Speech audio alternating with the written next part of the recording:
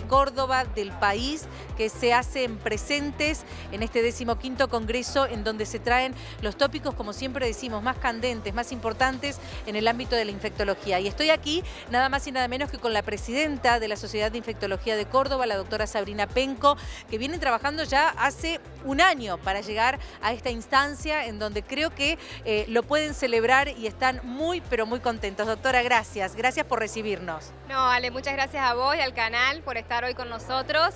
La verdad que estamos muy contentos.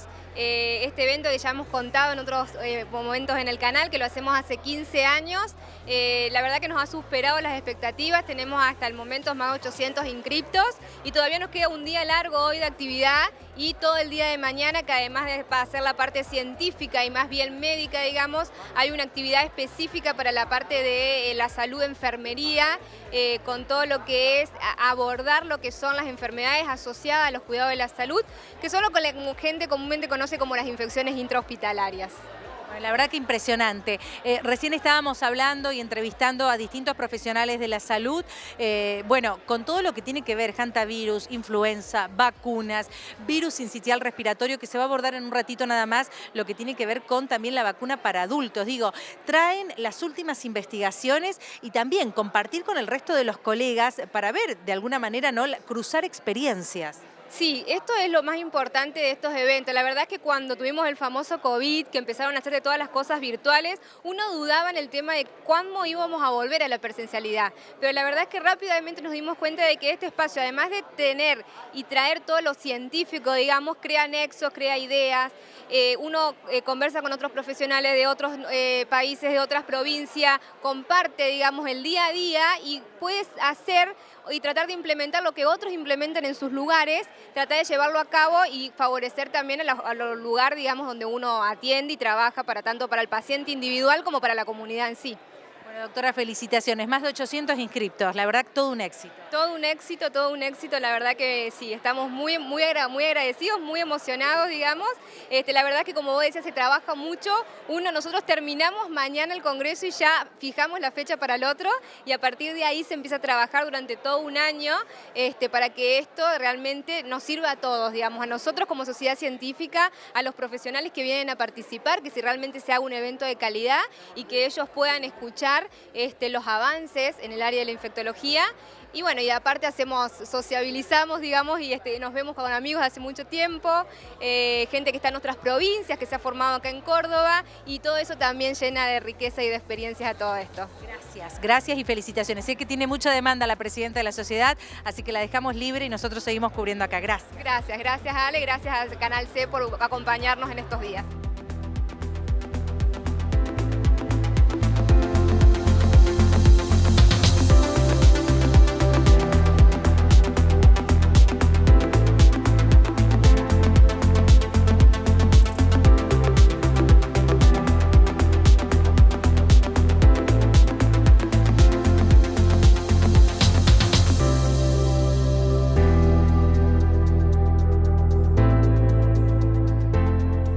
Querida, porque no para de saludar y abrazar a tantos colegas que llegan de otras partes, y en minutos nada más va a ingresar a su próxima conferencia, así que la vamos a tratar de aprovechar breve, pero vamos a hablar en esta ocasión y venís a presentar, querida Ana, y te tuteo porque es una gran amiga también, todo lo que tiene que ver con el virus sincitial respiratorio en embarazadas, pero también algo novedoso, ¿no? Así, bueno, primero muchas gracias por permitirme transmitirle a la población esto que tenemos. Ustedes saben que Argentina, bueno, yo siempre soy muy orgullosa de lo que hacemos con la Comisión Nacional de Inmunizaciones, cómo avanzamos, bueno.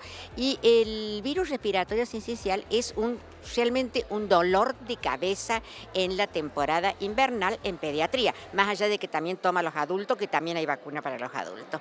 Entonces, motiva internaciones, niños que van a tener necesidad de tener asistencia respiratoria y la mortalidad. ¿Y qué pasa? Tenemos la posibilidad hoy de prevenir esta enfermedad. Hay dos puntos importantes que le quiero contar a la población. Hoy en día, nuestro calendario nacional, ustedes saben que siempre soy orgullosa de nuestro calendario nacional, porque tiene muchas vacunas, tiene incluida la vacunación de la embarazada, para prevenir a través de la transmisión de los anticuerpos que genera la vacuna al recién nacido, la protección contra este virus respiratorio sincicial. Esta vacuna hay que recordar, de paso voy a comentarle a la población que hemos extendido la fecha de, digamos, de cierre de la vacunación hasta el 31 de agosto. La fecha siempre es dinámica porque depende de la circulación del virus. Por eso estaba hasta principios de agosto y se ha extendido hasta fin de agosto. El mensaje para las embarazadas: confíen en la vacuna. Es una vacuna total y absolutamente segura. Yo tengo un dicho, muy cordobés tal vez, que las vacunas pasan por la fase 1, la fase 2, la fase 3 de investigación. En cualquiera de estas fases, aunque haya llegado a la fase 3, la vacuna muestra eventos adversos, o sea, reacciones adversas severas, o no genera buena inmunidad, va a parar, a pesar del costo que se invirtió, a un tacho de basura. Bueno, no sucede así con esta vacuna de primer nivel totalmente, así que el mensaje a las embarazadas: vayan a vacunarse, están protegiendo a su recién nacido.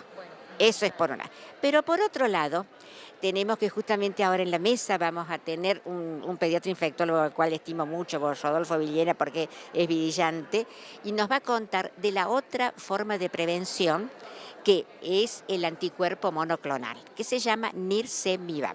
Chile lo tiene en su calendario ya, este anticuerpo excelente en la protección que da, y se indica en el primer año de vida, por ejemplo, la madre no se vacunó, se te puede utilizar, o la madre se vacunó y el niño, en vez de nacer más tardíamente, nace inmediatamente, no está protegido por el paso de los anticuerpos, porque necesita 14 días para que pasen los anticuerpos.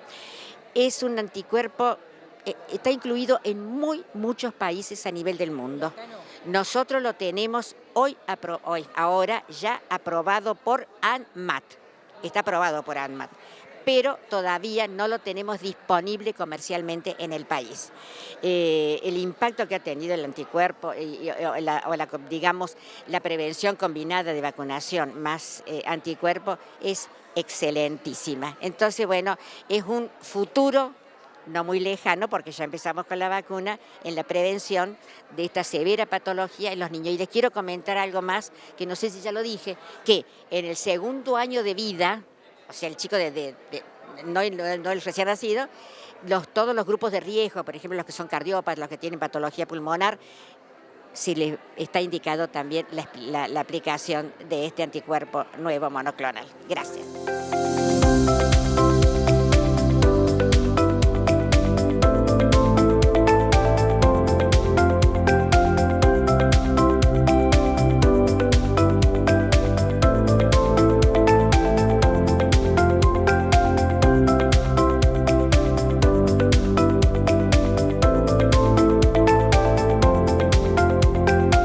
Estamos en el 15º Congreso de Infectología, seguimos en este especial compartiendo desde Quinto Centenario en Córdoba todo lo que acontece, los profesionales que llegan de distintas partes del país y también de Latinoamérica, que se hacen epicentro aquí, eco de este congreso. Y estoy con un referente, voy a decirlo, aunque él es muy humilde, el doctor Waldo Belloso, que yo me pregunto, ¿no? Más allá de ser del área de infectología, del Hospital Italiano de Buenos Aires y demás, un médico que sus conferencias todos quedan así admirados, todo el mundo está hablando y contento que está aquí.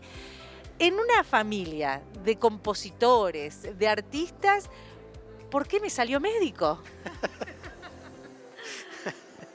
Ya, una vez yo estaba en el consultorio y una paciente que era muy admiradora de mi padre, que era fanática del folclore, me dijo: ¿qué desilusión habrá tenido su padre cuando usted le salió médico?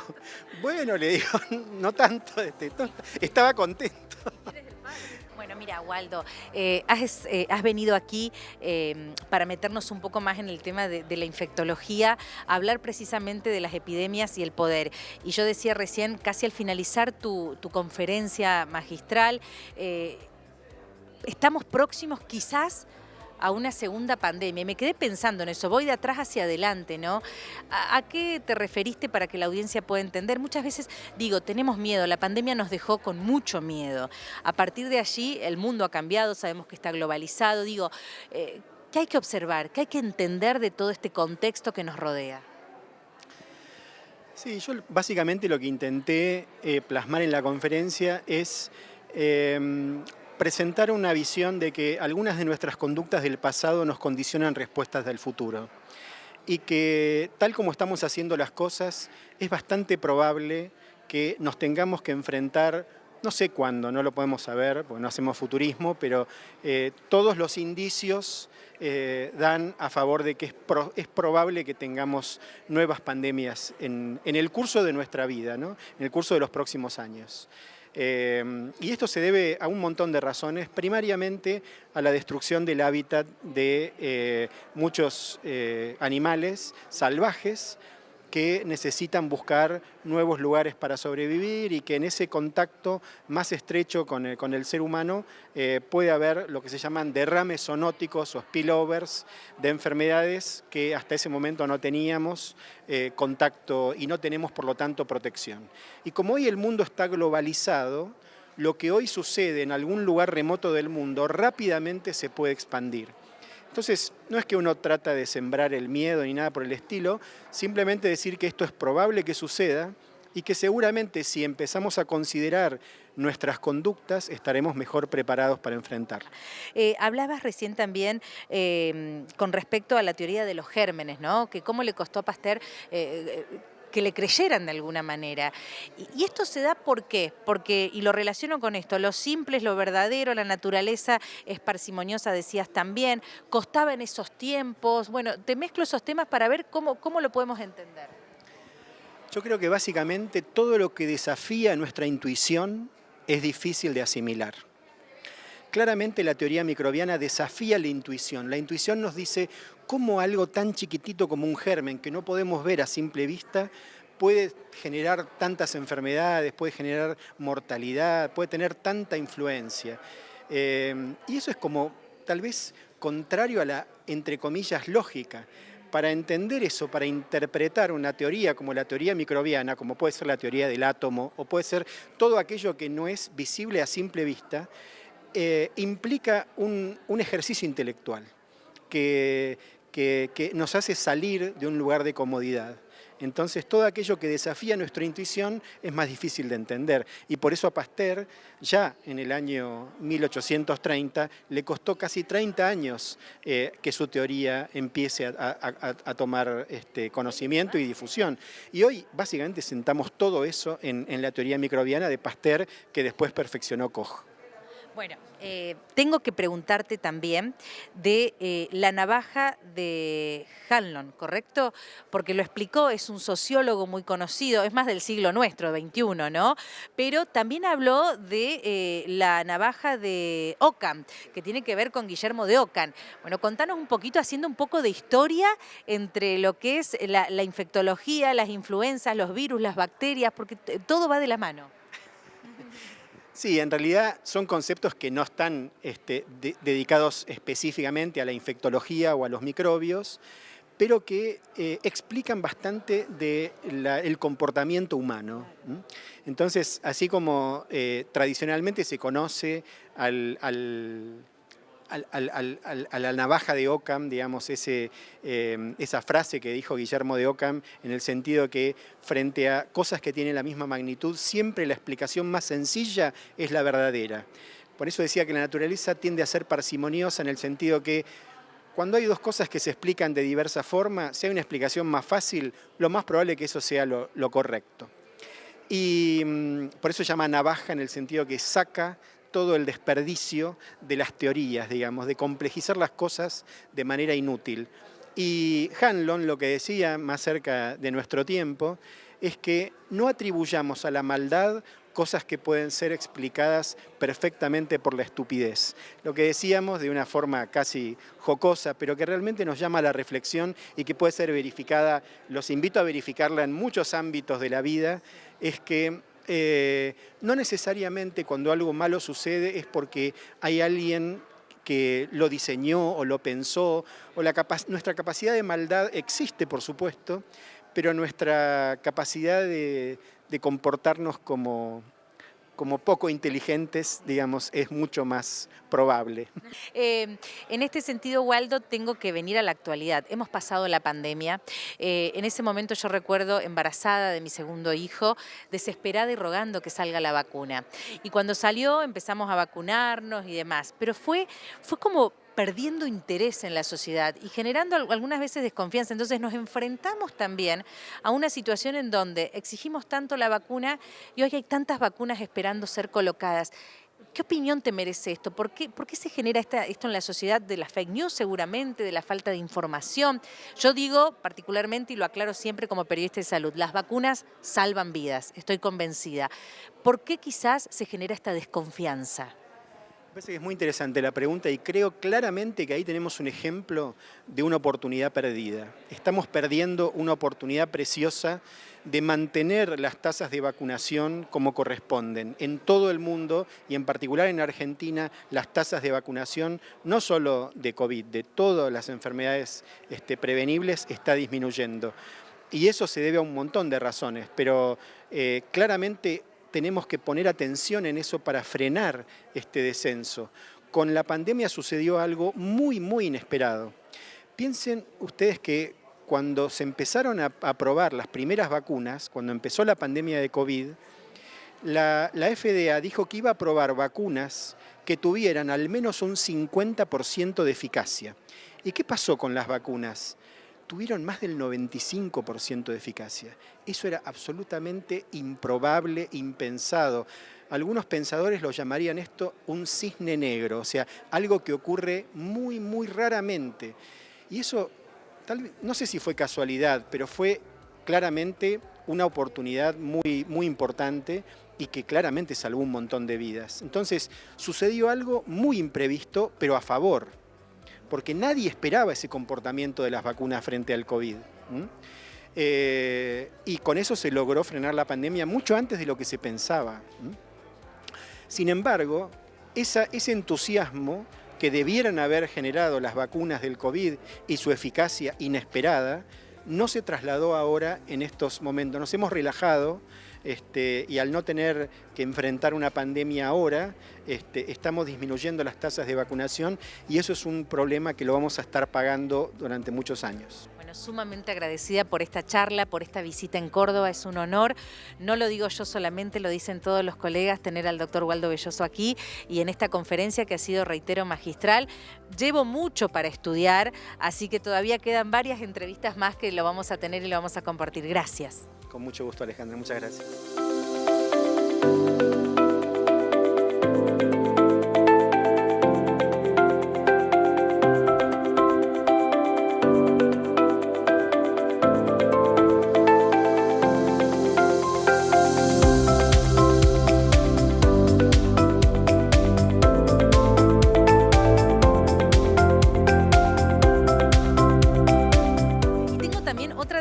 Eminencias, dicen, pero aparte de eminencia, conocedor, una persona que nadie quiere seguir después de la conferencia de él, porque si hay algo que se caracteriza, tiene color, tiene pedagogía, mucho conocimiento. Hablamos del doctor Fernando Pasterán, que es microbiólogo del Malbrán, el famoso microbiólogo del Malbrán, lo tengo aquí en vivo y en directo. Qué placer, Fer, bienvenido a Córdoba. Muchísimas gracias, Ale. Un placer estar con todos ustedes compartiendo este momento. Bueno, abordaste recién distintas temáticas que tienen que ver con... yo fui tomando nota, ¿no? Y son términos bastante complejos para una periodista, pero entiendo de lo último que dijiste en cuanto a la situación de abordar ciertas cuestiones que hacen a la infectología con medicamentos en un año difícil, en donde pueden entrar o no. Contame un poco vos y poneme en contexto. Sí. Para llevarle tranquilidad a la gente, ¿no? Lo más importante es que Argentina tiene un sistema para monitorear la resistencia a antibiótico. Le contamos a la gente que la resistencia a antibiótico es una de las grandes amenazas sanitarias que tenemos, pero no solo en Argentina, sino en todo el mundo. Argentina tiene una fortaleza que es que monitorea la vigilancia, esta resistencia a antibiótico, desde hace más de 30 años, así que tenemos un buen conocimiento de cuál es el estado de situación. Y por eso sabemos que la situación es delicada dentro de los hospitales, que hoy en día disponemos de muy pocas herramientas de antibióticos para tratar infecciones comunes, y por eso la idea de estos congresos y de estos encuentros es para concientizar a la población que cuidemos los antibióticos. Bueno, y ahí, para poder seguir instruyendo, hablamos de infecciones comunes. ¿Cuáles serían para el común denominador de la gente? Por ejemplo, una infección urinaria, que es algo que seguramente una mujer en edad joven, en toda su vida seguramente va a experimentar un episodio de infección urinaria. Entonces, en esos casos, cuando se le prescriba un antibiótico, lo importante es que cumpla con las indicaciones médicas, o sea, que use las dosis correctas, el tiempo de tratamiento que lo cumpla completo. Y si tiene sobrantes, que a veces pasa, porque las presentaciones farmacéuticas muchas veces no coinciden con los tiempos de prescripción, se está armando todo un sistema para que los pueda devolver y la farmacia lo descarte. Mira, como mamá te voy a hablar, no como periodista. A veces pasa que el pequeño tiene moco, entonces uno, bueno, y a veces confundimos y nos atrevemos a automedicar para resolver más rápido, una tos. Eso es, primero que está mal, ¿no? Lo que es la automedicación. Pero esa automedicación que de pronto a los 3 días está bien, entonces lo corto y ahí es donde se va generando esta resistencia a estos microorganismos, bacterias y demás. Así es, sobre todo en los episodios de los niños, también le diríamos a las madres que no presionen a los médicos o al equipo médico para que le prescriba un antibiótico, porque muchas de estas infecciones son virales y no responden a los antibióticos que tomamos habitualmente.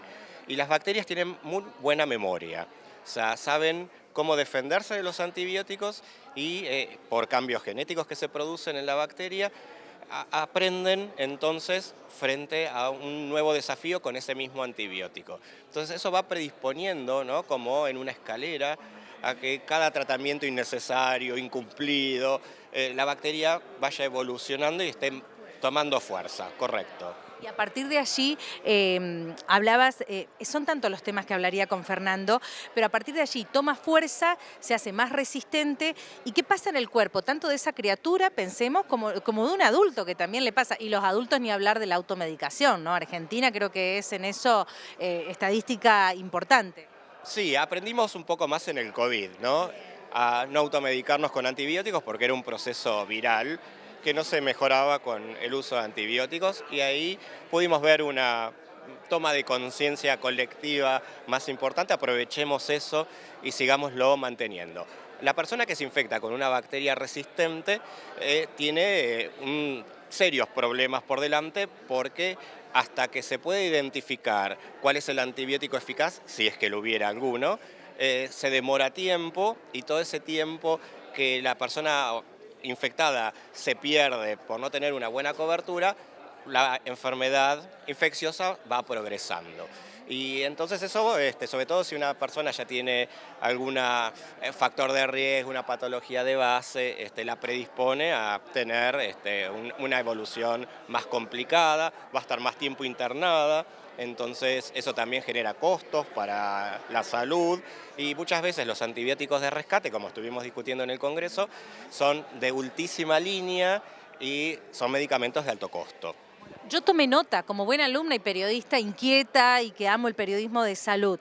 A ver, lo quiero leer muy bien, ¿no? Entiendo, y corregime cualquier cosa, las carbapenemasa. Después me la voy a aprender bien de memoria. Pero son las enzimas que tienen las bacterias para lo que es precisamente esta resistencia. ¿Es correcto? Ya casi infectóloga, ¿no? Totalmente. Bienvenida al grupo, bienvenida al club. Son los que llamamos superbacterias. Para evitar esos términos complejos, estas bacterias que tienen estos mecanismos de resistencia tan sofisticados, que tienen estos nombres raros, las llamamos comúnmente superbacterias, porque se defienden de mucho más antibióticos de los que conocemos. Entonces, con ese término, la gente lo puede identificar bien. Una superbacteria es una bacteria con una resistencia que la llamamos extrema. Puede dejar 1 o 2 antibióticos solo como opción terapéutica. Y esos son distintos mecanismos genéticos que se han diseminado por todo el mundo. Fer, si yo tuviese que preguntarte a vos como microbiólogo referente, sos muy respetado por tus colegas, están todos muy contentos también de tenerte aquí. La verdad que es un congreso donde, junta los cerebros dentro de la infectología, de la microbiología. ¿Qué es lo que más te preocupa observando la sociedad, vos microbiólogo? Sí, bueno, lo que me preocupa es la resistencia antibiótica en general. Ya hemos atravesado en el país casos de lo que llamamos pandrogoresistencia, que son bacterias resistentes a todos los antibióticos disponibles. Lo que me preocupa es que eso se convierta en un escenario cotidiano y retrocedamos un montón de años en todos los avances científicos que hemos logrado. O sea, antes se cree que los antibióticos, se estima que los antibióticos han provocado en el ser humano una sobrevida de más de 20 años. Es decir, que antes o nos hubiésemos muerto 20 años antes si no tuviéramos antibióticos. Entonces, perder esa herramienta significa, ¿no?, para todos los seres humanos y en especial para nuestros compatriotas, que son los que más queremos proteger, un retroceso importante. Entonces me preocupa que eso se vuelva cotidiano. Y hay estadísticas al respecto a nivel global, se han producido distintos cálculos de escenarios y se estima que para el 2050, no falta mucho, las infecciones por bacterias resistentes sean la principal causa de muerte, superando a los accidentes cerebrovasculares, las patologías cardíacas, los accidentes de tránsito. Me preocupa que ese escenario se nos presente antes. Es un poco hasta alarmante, uno diría. ¿Y cómo lo podemos revertir entonces? Desde la sociedad, desde el ámbito médico, en las prácticas de la salud, digo, ¿qué se contempla? Son abordajes muy complejos porque en cada sector hay que trabajar de manera distinta. A los que nos siguen, a la comunidad, le diría que no se automedique y que cumpla con las indicaciones médicas cuando le prescriben un antibiótico.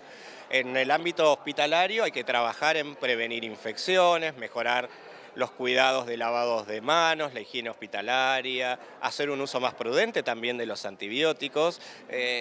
También tenemos que trabajar, y por suerte en Argentina se han logrado muchos avances, en la producción de alimentos. La ganadería consume muchos antibióticos, sobre todo lo que es la producción aviar y porcina, se consumen muchos antibióticos para mejorar el rendimiento de la producción. Y por suerte en Argentina desde este año ya estaba eliminado el uso de antibióticos dentro de los alimentos para los animales, pero en otros países eso ocurre. Entonces tenemos mucha generación de bacterias resistentes que nos llegan a los alimentos. Entonces le diríamos a la gente que también cocine bien los alimentos, que evite, ¿no?, comer sobre todo lo que comemos crudo, ¿no?, como las verduras, que las lave con mucha conciencia. Es decir, que tenemos que cambiar muchos procesos culturales. La verdad que es un placer, seguiría hablando horas, pero lo vamos a seguir teniendo en Canal C. Gracias, bienvenido nuevamente a Córdoba. El placer de poder trasladar todo este conocimiento del ámbito científico a la comunidad creo que es clave, Fer. Un placer y estoy a disposición de todos ustedes y en particular de los cordobeses, a los que me une la sangre.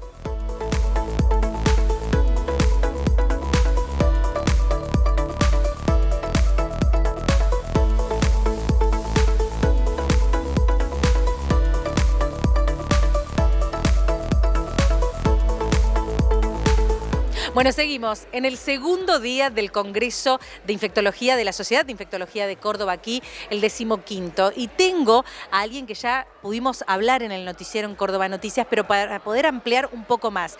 Hantavirus. Y hablamos con la doctora Teresa Estrella, quien es infectóloga, epidemióloga, viene de Puerto Madryn, ¿sí? Y realmente un trabajo impresionante. Ayer veíamos la exposición, una conferencia magistral también, para entender un poco, ¿no?, este hantavirus que a mí particularmente como periodista me tocó seguirlo y era el temor. Y de pronto los casos y la exposición, creo que la prensa, comienzo así, ¿la prensa lo exageró, doctora?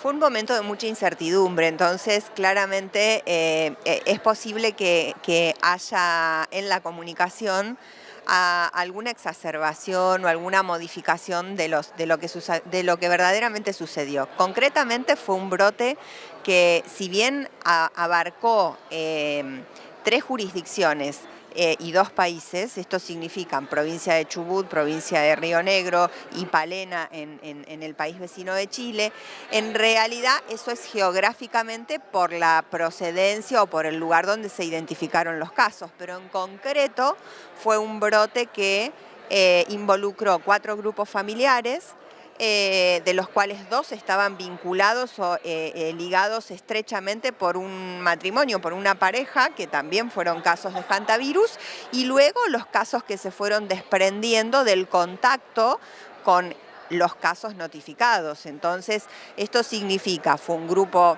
reducido de personas, si bien para el evento que uno está tratando es un número significativo, 34 personas, para lo que se notifica o se reporta anualmente en la región, que son entre 6 y 8 casos en la provincia por año, y ese año tuvimos 34 vinculados al brote, de los cuales más del 50% correspondieron a la localidad de Puyén, que es donde fue el epicentro. No es que fueron todas las personas o muchas personas sin relación afectadas. Entonces, eso es importante mencionarlo. Nosotros íbamos identificando esta información en el transcurso del brote, sin embargo fue muy difícil manejar la comunicación en esos términos porque además era necesario resguardar la confidencialidad de las personas, de la identidad de las personas afectadas. Lo que se trabajó y lo que, digamos, fue la herramienta fundamental es la investigación epidemiológica, la investigación de campo. Eso significa, frente a la aparición de un caso y al reporte de 5 posteriormente vinculados al primer caso, que se denomina caso índice, se trabajó en la elaboración de una encuesta, digamos, de un formulario de preguntas para acercarnos, digamos, el equipo de trabajo en territorio, para acercarnos a la población, ya sea a los familiares, a los amigos, a los contactos, a toda persona que aparecía como probable contacto, alguna relación estrecha, alguna reunión, algún comentario, alguna conversación con el caso afectado, para de esa manera poder obtener información que nos fuera de utilidad para avanzar en la investigación y en la toma de decisiones. Es así como se construyó lo que luego utilizamos para la intervención de control, que es la definición de contacto estrecho, algo que luego nos resultó muy familiar en la pandemia, pero que en ese momento para nosotros era toda una, digamos, una novedad, y la construcción de ese concepto, de esa definición, surge de la información que fuimos recabando y que fue, digamos,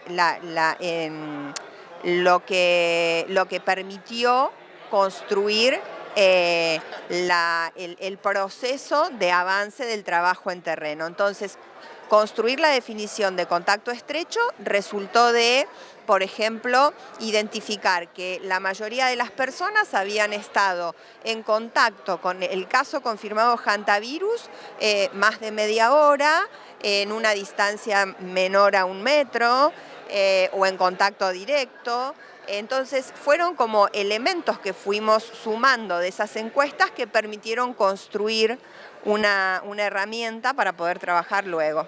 La transmisión interhumana fue la sospecha inicial y luego hubo elementos más allá de la confirmación y del trabajo de secuenciación genómica y de todo el trabajo de investigación desde el Laboratorio Nacional de Referencia, Annelise Malbrán.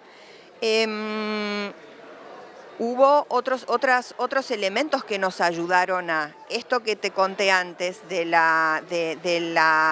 acercamiento, de la definición de contacto estrecho, que luego se convertían, esas personas que cumplían con esos criterios luego terminaban siendo casos de hantavirus.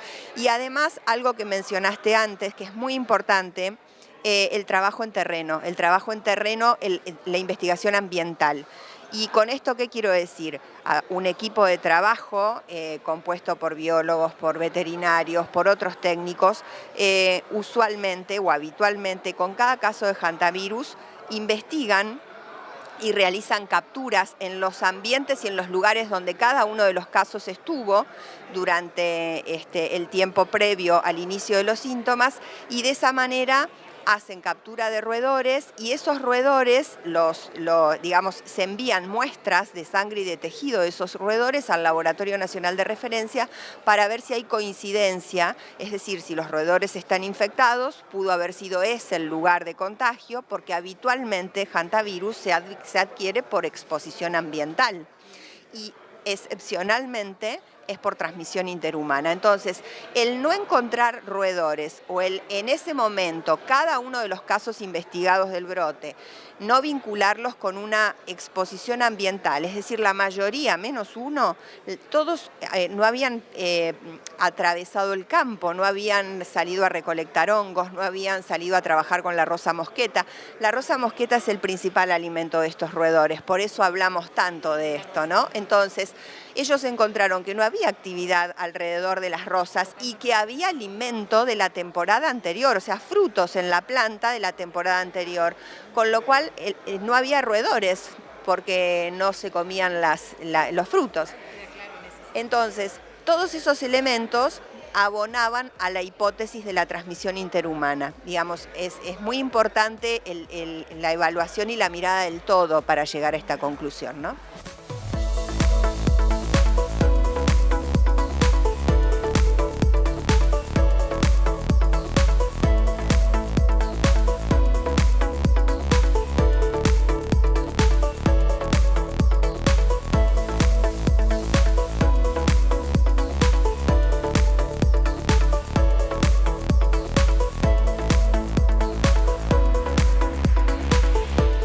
Bueno, estoy con un cordobés que en realidad hace 23 años que vive en La Rioja. Por lo tanto, yo diría, ¿es riojano el doctor Claudio? Y lo voy a decir bien, Estrazo-Orier. Bienvenido, querido doc.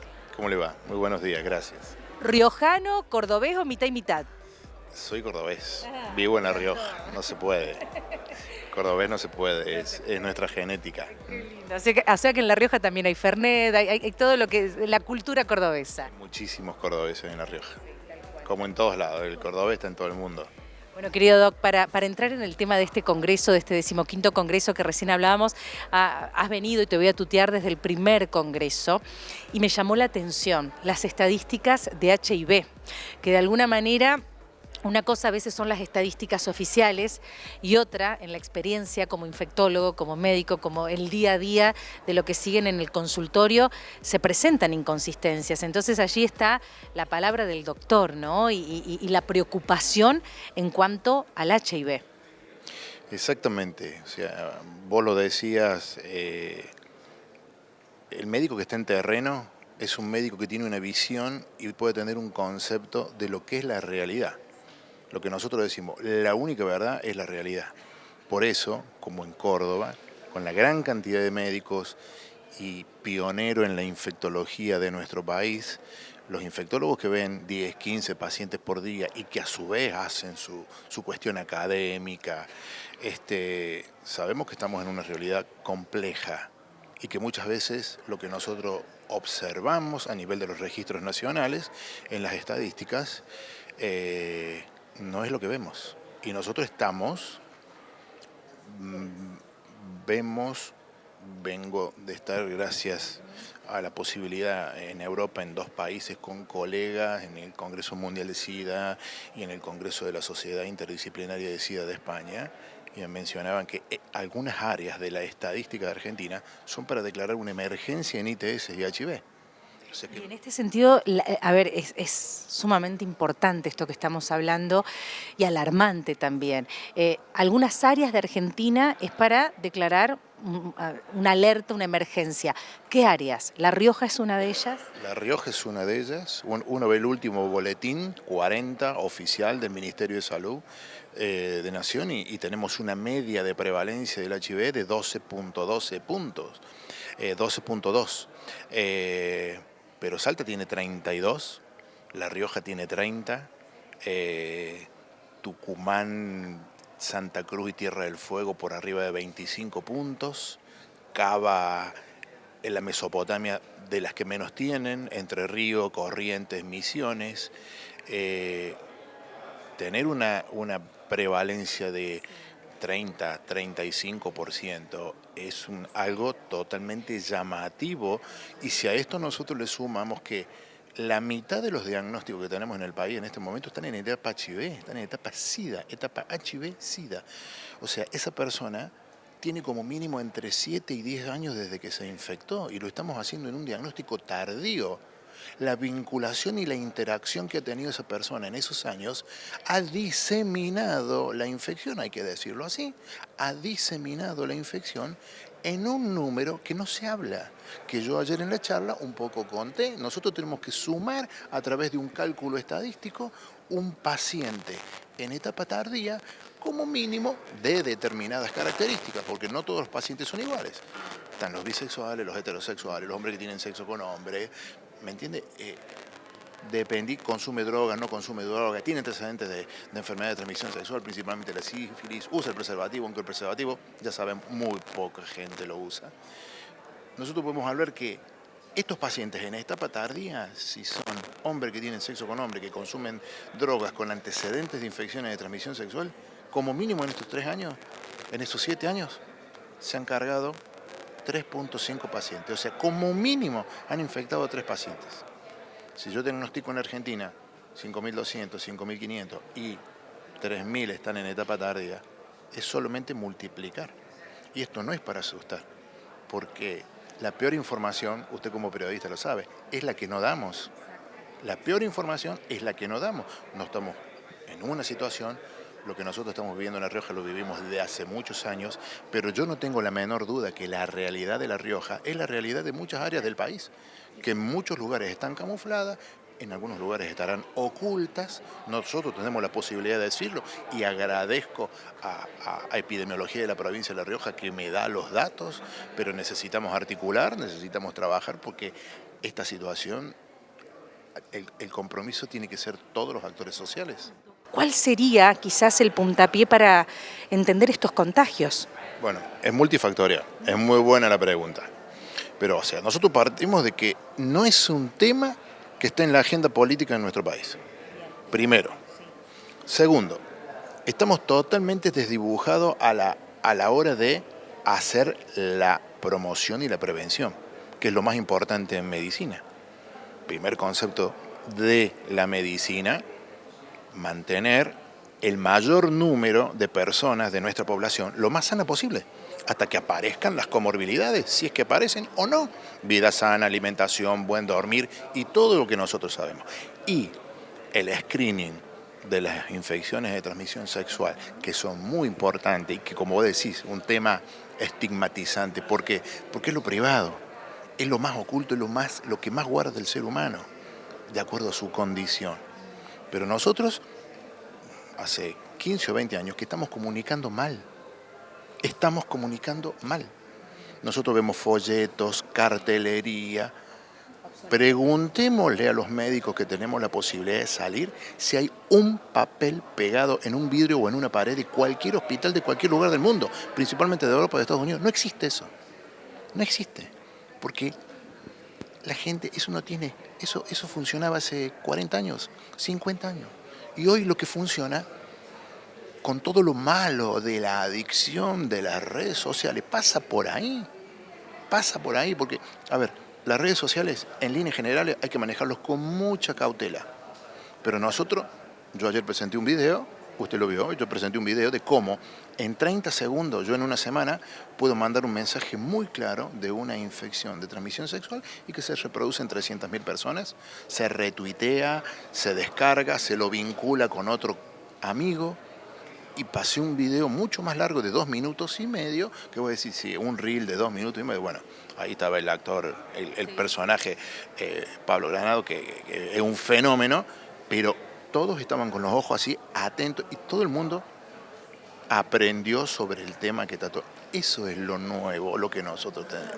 Si nosotros no vinculamos eso, es muy poco probable que esta herramienta, que es la llegada con un concepto claro, vamos a poder tratar de frenar. Doctor, gracias por esta aproximación, un tema que vamos a seguir de cerca, seguir hablando de HIV y ver las formas también, ¿no?, de comunicar y de llevar esta cuestión de conciencia en el cuidado de la vida, prácticamente, ¿no?, del cuerpo y evitar hablar quizás ya de forma tardía en lo que respecta al VIH-Sida. Sí, la verdad que es muy difícil. Yo tengo 3 hijos adolescentes y aprendo muchísimos de ellos. Nosotros somos una generación que tenemos que aprender todos si queremos seguir llegando al paciente los que somos docentes y que tenemos que estimular en la universidad a los futuros médicos para que tengan estos conceptos. Y la verdad que es complejo, no es imposible, hay que tener apertura. Realmente muchas veces vemos a los adolescentes y las nuevas generaciones decir, no, estos chicos son Nosotros éramos totalmente distintos a nuestros padres. Y hoy nosotros nos toca estar en ese lugar, tenemos que aceptar y tenemos que generar los cambios siempre en un equilibrio.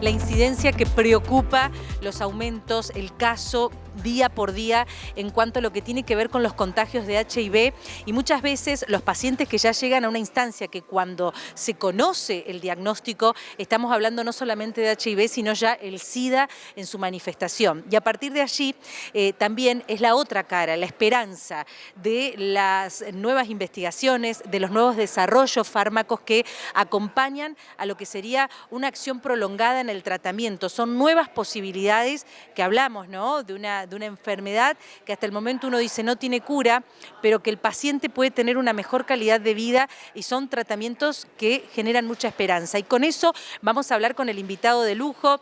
Viste, Majo, que siempre decimos, Rosario siempre estuvo cerca, es hincha de Newell's, lo tendría que pensar ahí si vamos a ser amigos o no, pero igualmente lo tengo al doctor Sergio Lupo, muy querido en la comunidad científica. Querido doc, bienvenido a este congreso aquí en Córdoba. ¿Qué tal? Muchísimas gracias. Bueno, hablábamos recién y lo hacíamos la introducción con Majo, la incidencia del HIV va en aumento, es preocupante.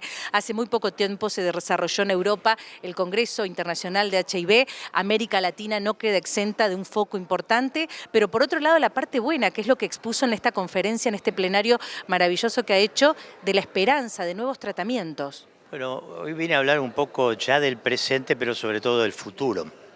Es decir, el futuro del tratamiento con VIH son drogas de larga acción. Es una tecnología totalmente novedosa, son matrices diferentes, pero en el caso de las drogas que hablé hoy, cabotegravir, rilpivirina, es una matriz pequeñísima, se mide en nanómetros, son microcristales que se utilizan por vía intramuscular y duran 2 meses en el torrente sanguíneo. Ahí lo interrumpo para acompañar a la gente a que entienda. ¿Y cuál sería la diferencia y el beneficio para este paciente de este cambio de tecnología en este fármaco? Bueno, el beneficio es que la gente se cansa de tomar medicación. Yo a cualquiera que esté tomando medicación para la presión, para el colesterol, le diría, ¿no le gustaría una inyección cada 2 meses? Y me va a decir que sí. Así que en esto, en especial para el paciente con VIH, y sobre todo comodidad, viajes, tratamientos que no deben ser interrumpidos, esto es un paradigma nuevo. Aquí empezamos y de aquí vamos a seguir, medicaciones cada 6 meses, subcutáneas, pero en fin, todo ese es un camino a recorrer. Lo concreto es que esto ya lo tenemos, ya los pacientes lo pueden utilizar, es para pacientes que estén con un tratamiento oral, que cumplan con el tratamiento, que ya estén con carga viral indetectable, la eficacia es similar, la toxicidad es menor, así que, bueno, es lo que viene. Para preguntarle, porque a veces uno al estar aquí siempre termina mirando hacia afuera, como decía Rubén Darío, ¿no? Miramos Europa, miramos Estados Unidos.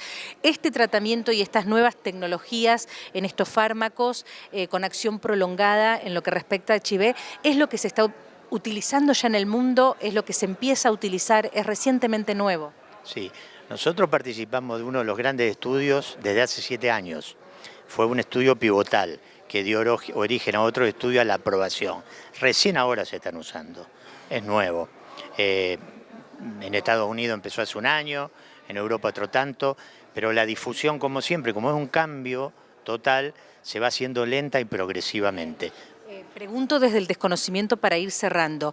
Estos nuevos tratamientos lo que generan es, y corríjame si estoy equivocada, no soy médica, lo que generan es negativizan lo que es el virus para mantener ese paciente estable o lo acompañan dentro de un virus activo, pero que evita mayores problemas en su estado de salud. No, el paciente está suprimido totalmente, no tiene ninguna posibilidad de hacer resistencia, porque son drogas se llama de alta barrera genética.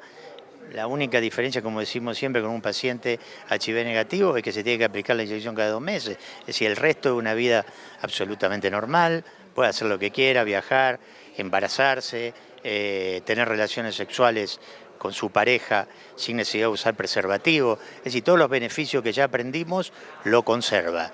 La diferencia que la comodidad, básicamente, y la tranquilidad. Por ejemplo, nuestros pacientes son muchos jóvenes. Me voy 30 días a Europa, 30 días a Tucumán. La pastilla hay que llevarla, me la van a pedir en el avión. No, ahí no tiene que llevar nada, porque ya tiene la medicación puesta, ¿no? Bien. Bueno, Majo, para ir cerrando, yo creo que son 2 temas claves. Hablar de HIV, que va en aumento, pero también la otra parte, ¿no? Un tratamiento que, si se quiere, cambia el paradigma también en el abordaje para acompañar a los pacientes con HIV. Sí, fíjense que ustedes con otra droga que se llama lenacapavir, se presentó ahora un estudio, esto en personas sanas, HIV negativas, usada cada 6 meses hubo 0% de transmisión. Es decir, cuando estoy diciendo viene algo importante, ¿eh? Cuasi empezar a hablar de una vacuna. También esta droga se usa para lo que llamamos profilaxis y predisposición, el cabotegravir como única medicación. O sea que es un cambio total. La investigación en este tema sigue, no es algo que ya nos conformamos con lo que está, hasta que lleguemos a la cura. Así sea, ¿no? Pero ya es un camino muy amplio. Doctor, seguiría hablando, Majo, te darás cuenta muchísimo, es un tema más que interesante, pero es esto lo clave, lo que dice el doctor, ¿no? Lograr cortar con los contagios cero, ya es en el ámbito científico y que la investigación continúa, como bien lo dice, esperanzador para pensar en una vacuna, para pensar en esta cura del HIV que tanto venimos hablando. Doctor, gracias por este pequeño espacio aquí en Córdoba Noticias.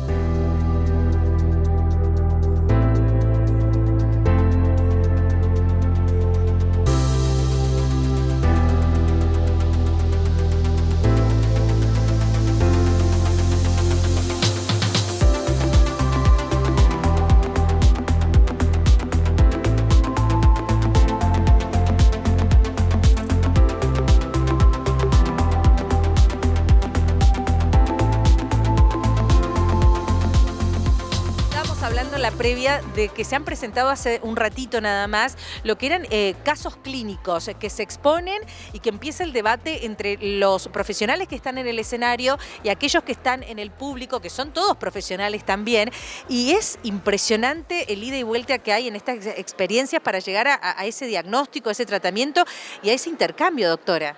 Hola Ale, ¿cómo estás? Buen día. Sí, la verdad es que tratamos siempre de hacer algo dinámico, digamos, en alguna parte del evento, porque si no, como que estar siempre escuchando solamente exposiciones se hace en algún momento un poco tedioso, perdés un poco la concentración. Entonces, generalmente el viernes es el día como de más juego, digamos. Entonces, iniciamos siempre en la mañana con esas actividades. 2 o 3 hospitales presentan un caso clínico que a ellos les da resultado como problema o un caso de presentaciones de cuadros clínicos, digamos, atípicas.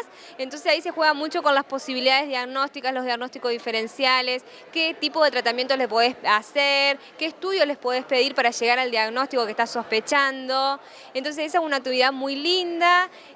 Hoy tenemos, a partir del año pasado empezamos a hacer unas olimpiadas, así que ayer se hizo, había 8 equipos, el año pasado había 4 nada más inscriptos, este año llegamos a 8, así que ayer se hizo toda la parte de las rondas eliminatorias y hoy a la tarde se hace como actividad final el rosco, digamos, que son los dos equipos que han ganado, y van contestando en forma de rosco preguntas relacionadas con la infectología. No, y es impresionante, Majo, yo te lo digo a vos porque una cosa es lo que la doctora nos cuenta y otra cosa es ver a los médicos arriba del escenario en los grupos divididos, que son muchos residentes también de infectología, con preguntas en el rosco que tienen que ver con la infectología y la rapidez con la que contestan en términos que para nosotras son términos totalmente ajenos a nuestra realidad. Pero bueno, se pone en evidencia el conocimiento y la pasión que tienen, y esto habla de estos futuros también profesionales que ya lo son, pero que van a estar también y que nos van a atender a nosotros el compromiso en el estudio y en la investigación permanente, doctora. Sí, exacto. La verdad es que a mí me sorprende un montón también porque uno con los años, digamos, es como que se enfoca mucho en ciertas patologías que maneja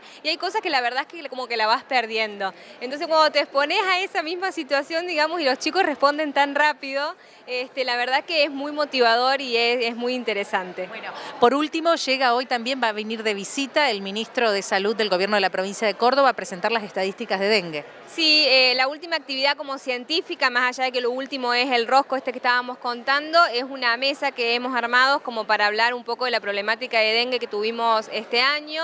Inicialmente va a venir la jefa de servicio de infectología del Hospital Rawson, que nos va a contar un poco cómo fue toda la dinámica de manejo en el hospital, y vamos a contar con la presencia del doctor Pique Steiner, que nos va a informar de los datos oficiales que hemos tenido durante todo este brote en la provincia. Así que bueno, estamos muy contentos también por esa participación. Bueno, un verdadero éxito ha sido y se está llevando a cabo esta 15ª o 15º encuentro, este 15º Congreso de la Sociedad de Infectología de Córdoba. Sí, y recordamos también que conjuntamente hoy estamos realizando la jornada de control de infecciones, así que tenemos participación de muchas enfermeras que se dedican a esta área, tanto de acá de la ciudad como del interior, que han venido comprometidas con esta temática, así que bueno, es un día donde seguimos aprendiendo y seguimos intercambiando ideas. Gracias, gracias. Gracias Ale, gracias a Canal C, como dije ayer, por acompañarnos en este momento. Es impresionante, este congreso lleva más de un año en el armarse, en el día a día, los profesionales que llegan de todas partes, que se emocionan, que comparten casos,